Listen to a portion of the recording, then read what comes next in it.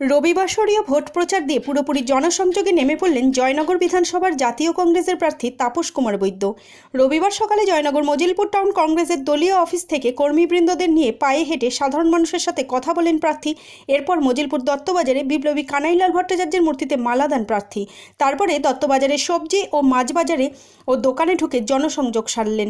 এরপরে জয়নগর ধন্বন্তরী মন্দিরের সামনে গিয়ে দুটি সাদা পায়রা উড়িয়ে প্রার্থনা করেন এবং ধন্বন্তরী মা কালী মন্দিরে পুজো দিয়ে রত্তলা থানার মোড়ে জনসংযোগে অংশ নেন। এদিনের প্রচার কর্মসূচিতে প্রার্থীর সঙ্গে ছিলেন জয়নগর মজিলপুর টাউন কংগ্রেসের সভাপতি কুমারেশ ঘোষ, জয়নগর মজিলপুর পৌরসভার প্রাক্তন চেয়ারম্যান সুজিত সরখেল সহ বহু কর্মী সমর্থকবৃন্দ।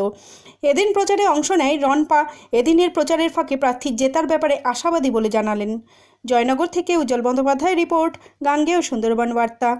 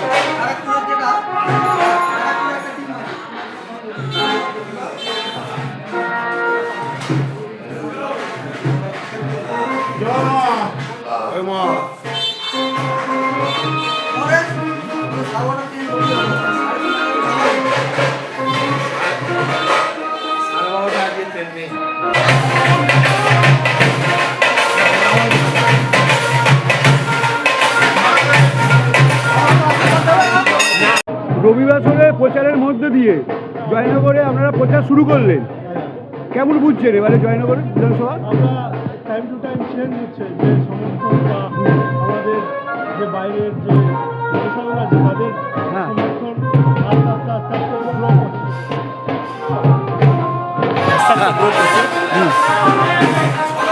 কি করলেন রবিবাসরে প্রচারে, কি করলেন? আমরা ধর্মতরী মায়ের কানাইলাল ভট্টাচার্যের গলাতে মাল্যদান করলাম এবং ধর্মতরী মায়ের আশীর্বাদ চাইলাম যে আমরা যেন যে অশুভ শক্তি এবং আমাদের যে টোটাল যে অশুভ শক্তি সেগুলো যারা বিনাশ ঘটে, এই জন্য মাকে আমরা এ করলাম। জেতার ব্যাপারে কতখানি আশাবাদী?